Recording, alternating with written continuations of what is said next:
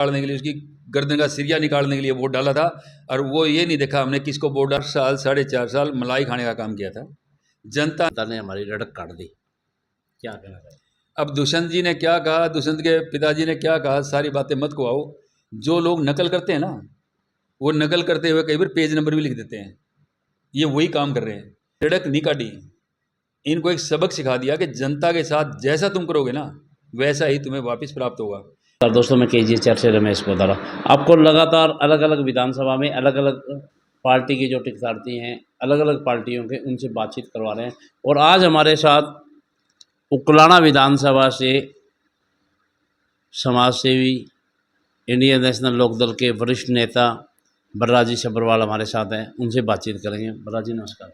धन्यवाद जी। सबसे पहले तो मैं आपके चैनल के माध्यम से सभी आपके दर्शकों को बहुत बहुत धन्यवाद करता हूँ और सबको राम राम, जय हिंद।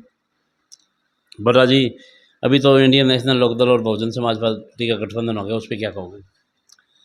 ये लोगों की भावना के अनुसार हुआ है, क्योंकि पब्लिक ये चाहती थी कि किसी तरह से बीजेपी, जेजेपी और कांग्रेस से छुटकारा पाने के लिए एक ऐसा गठबंधन होना चाहिए हरियाणा में जो इनको बाहर निकाल सके। और वो जनता की भावना के अनुरूप चौधरी अभय सिंह चौटाला और बहन मायावती ने ये गठबंधन किया है। तो अब मैं दावे के साथ कह सकता हूँ कि 2024 का जो विधानसभा चुनाव होगा, उसके अंदर हरियाणा के अंदर इनेलो और बसपा की सरकार होगी। क्या जो 2024 के अंदर अभी विधानसभा चुनाव हैं, उसमें आपके गठबंधन की भागीदारी रहेगी? मैं ज़्यादा कुछ नहीं कहता, ये बता देता हूँ आपको कि चौधरी अभय सिंह चौटाला और बहन मायावती जो जो सीटें डिसाइड करेंगी, उस सीट पर हम दोनों पार्टियों के वर्कर और संगठन जी जान से मेहनत करके उसी पार्टी के कैंडिडेट को जिताने की कोशिश करेंगे जिसको टिकट मिलेगी। कई विधानसभा क्षेत्रों में देखा है, जैसे बरवाड़ा लगा लो आपका, और लगा लो, वहाँ आपके जो नेता हैं वो ज़ोर शोर से प्रचार कर रहे हैं। जैसे बरवाड़ा से हरीश वर्मा है, बहुत ज़ोर शोर से उनकी गाड़ियाँ हैं। और देखिए, ना सिर्फ बरवाड़ा बल्कि हमारी 90 की 90 विधानसभा हलकों में हमारे जो सही मायने में एक बात बताता हूँ आपको गोदारा साहब, कि अगर हरियाणा में आज के दिन कोई संगठन है तो वो इनेलो पार्टी के पास है, अदरवाइज किसी पार्टी के पास आज कोई संगठन नहीं है। कांग्रेस में तो पिछले 20 साल से कोई संगठन बन ही नहीं पाया, आपके डिस्ट्रिक्ट लेवल तक संगठन नहीं है। जहाँ तक बीजेपी की बात करूँ तो बीजेपी वाले सिर्फ दिखाने के लिए संगठन तैयार करते हैं, एक दिन जाते हैं, उसके बाद में कोई संगठन नहीं होता। इनेलो का वर्कर आपको पता है, छोटे देवलाल का जो वर्कर था वो आज भी उस पार्टी से जुड़ा हुआ है। बेशक बीच में वो जेजेपी में थोड़ी टाइम के लिए चला गया था, लेकिन वापस वो यहीं आ गया। और अब ना सिर्फ अकेला उकलाना, बरवाड़ा या उचाना, नरवाना, आपको मैं बता दूंगा हिसार के आसपास की कम से कम 10 से 12 सीटें ऐसी है जो इंडियन नेशनल लोकदल पार्टी जीतने जा रही है। बलराजी, एक बात बताओ, आपके उकलाना विधानसभा से यहाँ से 4.5 साल मंत्री रहे हैं, और अगरवा के अंदर जो थोड़ी सी बारिश आई थी, उसमें भी देखा है, और भी काफ़ी जगह देखा है, विकास पानी पे तैर रहा था। क्या कहना चाहोगे? ये मैं आप लोगों को कहना चाहता हूँ कि आपके मीडिया वाले और जनता पब्लिक इस बात को समझने की ज़रूरत है कि जब तुम अच्छे आदमी को वोट दोगे तो पार्टियां एक पढ़े लिखे और अच्छे आदमी को टिकट देगी और वही आपका भला कर सकता है। अन्यथा अगर आप गलत आदमी को वोट देते रहोगे तो आपको अनूप धानक जैसा ही एमएलए मंत्री मिलता रहेगा। लगातार अभी देखने में आ रहा है, उकलाना विधानसभा में जहाँ भी जाते हो आपका नाम काफ़ी जोर शोर से आ रहा है। क्या पार्टी की तरफ से आपको हरी झंडी मिल चुकी है क्या? देखिए, पार्टी की तरफ से कोई हरी झंडी की ज़रूरत नहीं होती। हमारी पार्टी धरातल पे काम करने वाले वर्कर की कदर करती है, इज्जत करती है। और ये इंडियन नेशनल लोकदल पार्टी एक ऐसी पार्टी है जिसके अंदर कोई नेता छोटा बड़ा नहीं होता। इसमें छोटे वर्कर से लेके एमएलए मंत्री तक सब भी बराबर होते हैं। चौधरी अभय सिंह चौटाला हमारे सर्वोपरि नेता हैं, उनके आदेश के अनुसार हम काम करते हैं। आज मैं आपको खुले मन से बात कर रहा हूँ कि चौधरी अभय सिंह चौटाला मुझे जो भी काम कहेंगे, चाहे वो मुझे यूँ कह दे कि आपको एमएलए का इलेक्शन लड़ता है, इलेक्शन लड़के एक टिकट निकाल के उनकी झोली में डालूंगा। अगर वो ये कहते हैं आपने फलाने आदमी गाड़ी चलानी है तो उसकी बढ़िया सुरक्षापूर्ण ढंग से गाड़ी चलाऊंगा। अगर ये कहेगा कि आपको इसकी सुरक्षा करनी है तो एक बॉडीगार्ड के तौर पर उसकी सुरक्षा करूंगा।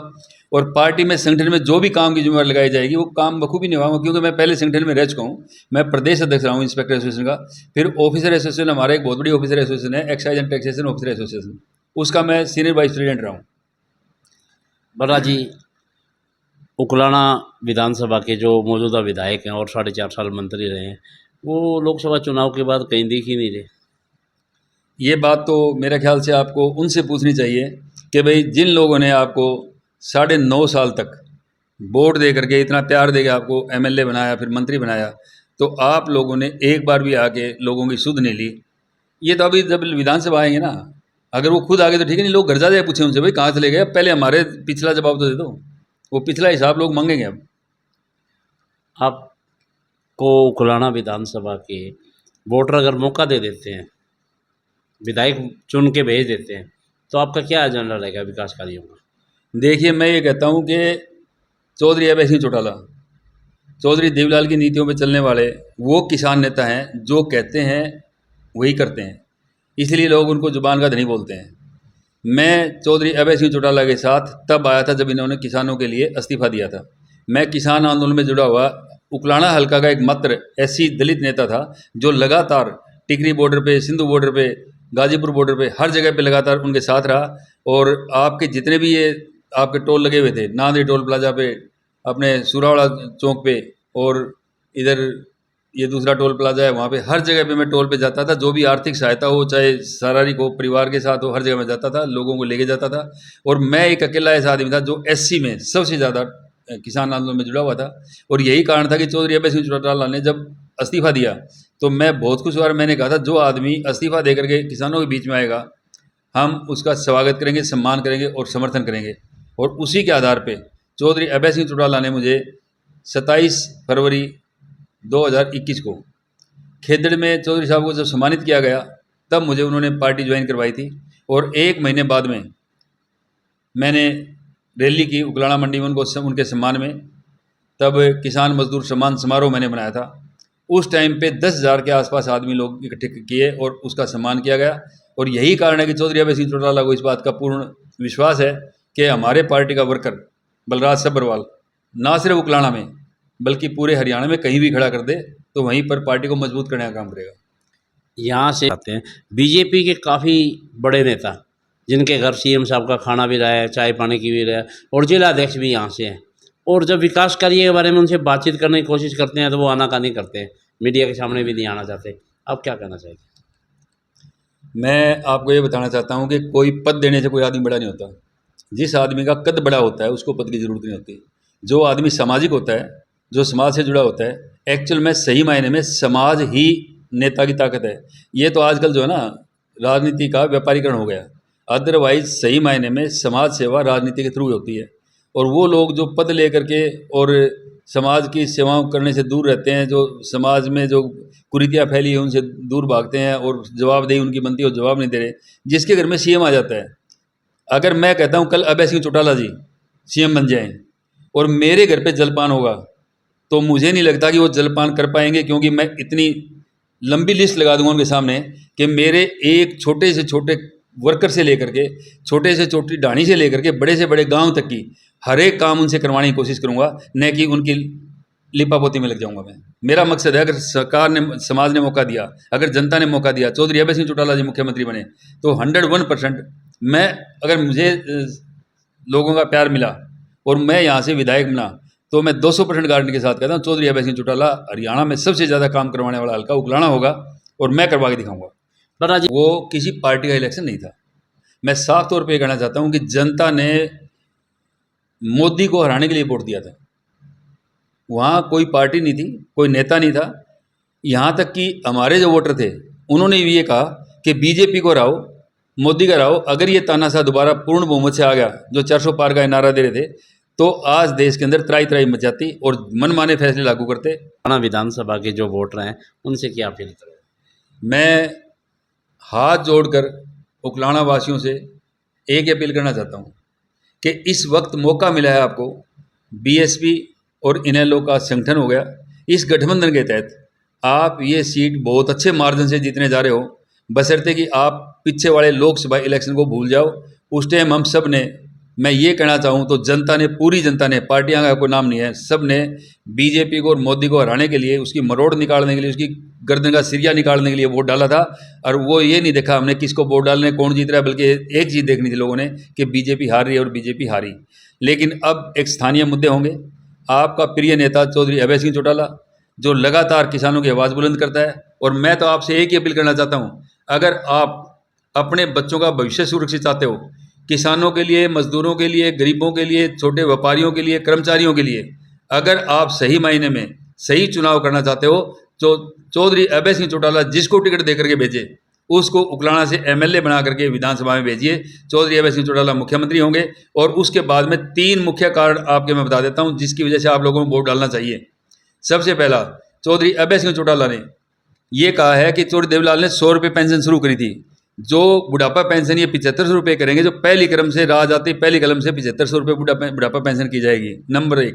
नंबर 2, जो बेरोजगार घूम रहे हैं, जो एक बहुत बड़ी सेना तैयार कर दी पिछले 14 साल में बीजेपी की सरकार आने के बाद में, हर आदमी बेरोजगार घूम रहा है।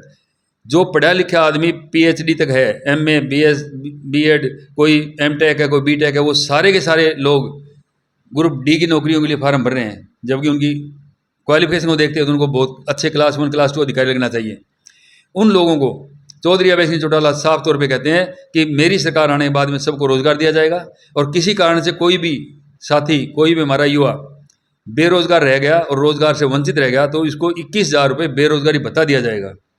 और जो हमारी महिलाएं, माताएं, बहनाएं आज बेरोजगारी इसके साथ साथ में जो महंगाई से दुखी हैं, उनको 1 सिलेंडर महीने की 1 तारीख को मुफ्त उनके घर में पहुंच जाएगा और उनके अकाउंट में, खाते में 1100 रुपये सीधे उनके 1 तारीख को अकाउंट में आ जाएंगे, जो नून मिर्च के लिए, उनके चूल्हा चौका चलाने के लिए दिए जाएंगे। ये एक सम्मान राशि होगी। और मैं महिलाओं से भी हाथ जोड़ के प्रार्थना करना चाहता हूँ कि जिस तरह चौधरी देवलाल जी ने 100 रुपये पेंशन, बुढ़ापा पेंशन करी थी, वो आज 3000 तक हो चुकी है। आज ये 7500 रुपये होने जा रही है। इसी तरह तुम्हारे जो 1100 रुपये है ना, ये भी आने वाले टाइम में 10,000 रुपये तक हो जाएंगे। क्योंकि सही मायने में लोग कहते हैं कि लेके कहाँ से आएंगे। जो ये भ्रष्ट लोग खा रहे हैं ना, इनका खाना बंद कर दोगे तो हमारे देश के अंदर इतना बढ़िया सिस्टम है, इतना टैक्स पॉलिसी इतनी अच्छी है कि उसमें इतना टैक्स दे देते हैं लोग कि ये सारी चीज़ें माफ़ कर दी जाए। महाराज जी, आपने एक बात कही, उस बात में से एक बात निकल गई। आप कह रहे हो आपकी पार्टी की सरकार आएगी या गठबंधन में आएगी तो आप पेंशन का कर देंगे। वो जो आपके परिवार से अलग हुए थे पहले, और वो मैं बता देता हूँ वो आपको। मैं 4.5 साल बाद क्या था?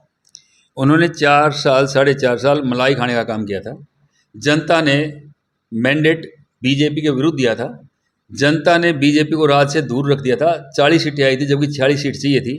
और इसको बीजेपी के विरुद्ध तैयार किया था कि बीजेपी का विरोध करेगा ये, लेकिन ये 10 सीटें लेकर के बीजेपी को गोदी में जा बैठा और 4.5 साल मलाई खाने का काम किया, नंबर 1। दूसरी बात, अब इसने जब उन्होंने बाहर निकाल दिया, मैं कोई शब्द यूज़ नहीं करूँगा क्योंकि और कुछ नहीं कहना चाहूँगा। एक बात कहना चाहूँगा आपको कि अब इसको जो 5100 रुपये पेंशन जो इसने अपने उसमें लागू करने की बात कही थी इलेक्शन के टाइम पे, वो तब याद आई जब 4.5 साल के बाद में इसको पार्टी से निकाल दिया गया। अब ये कह रहा है कि मैं तो इसलिए पार्टी छोड़ गया हूँ कि उन्होंने मेरी बात नहीं मानी कि भाई 5100 रुपये लागू करो। मैं तब इसकी बात से सहमत होता कि ये पहले ही जब डिप्टी सीएम इसको बनाया उस टाइम ये कहता कि मैं डिप्टी सीएम तब ज्वाइन करूँगा और मैं अपने 10 आदमियों का समर्थन आपको तब दूंगा जब बुढ़ापा पेंशन आप 5100 रुपये करोगे, नहीं तो मैं बाहर जा रहा हूँ। तो उसी दिन बीजेपी को या तो मजबूरन बुढ़ापा पेंशन लागू करनी होती और नहीं तो सरकार गिर जाती, दोबारा इलेक्शन होता और फिर जनता की सरकार आती। जनता पार्टी की बात नहीं कर रहा मैं, जनता द्वारा बनाई हुई, जनता की चुनी हुई सरकार आती और जिसमें चौधरी अभय सिंह चौटाला फिर मुख्यमंत्री होते। आपसे एक बात और, अभी 2-3 दिन पहले चंडीगढ़ में एक प्रेस कॉन्फ्रेंस थी जिसमें दुष्यंत जी ने कहा था हरियाणा की जनता ने हमारी रड़क काट दी। क्या कहना है? अब दुष्यंत जी ने क्या कहा, दुष्यंत के पिताजी ने क्या कहा, सारी बातें मत को आओ। जो लोग नकल करते हैं ना, वो नकल करते हुए कई बार पेज नंबर भी लिख देते हैं। ये वही काम कर रहे हैं। चौधरी देवलाल की नीतियों में चलने वाला परिवार आज बीजेपी की आगे पीछे घूम रहा था। मुझे तो कुछ और भी सुनने में आया था कि ये तो दोनों भाइयों के लिए भी तैयारी करके चला गया था कि अभी एक को राज्यसभा में भेज दो, एक को एमएलए का टिकट दे दियो, लेकिन कहीं ये लीक आउट हो गया। आप जैसे लोग पीछे पड़े रहते हैं, इनकी सिरे नहीं चढ़ी।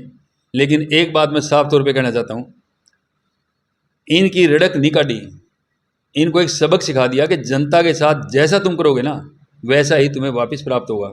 और मैं एक बात फिर कहना चाहता हूँ आपके माध्यम से, अगर चौधरी अभय सिंह चौटाला जे उकलाना हल्का से लोगों का प्यार और सहयोग मिला तो उकलाना हल्का को आदर्श हल्का बना दूंगा। उकलाना हल्का की एंट्री करते ही पता लग जाएगा कि हम किसी एक अच्छे हल्के में, आदर्श हल्के में हमने पाँव रख दिया है, जहाँ आपके रोडें, हर तरह की शिक्षा, स्वास्थ्य, बिजली, पानी, गरीबों के, अमीरों के, सबको एक सिस्टम से लेके चलना, पानी की पीने की व्यवस्था करना। आज ये जब बारिश आती है तब ये देखते हैं कि पानी डूबा, जैसा आप भी कह रहे थे कि यहाँ पे विकास तैरता फिर रहा था। आज जब पानी नहीं है, इनको दिखाई नहीं दे रहा यहाँ पे क्या चल रहा है।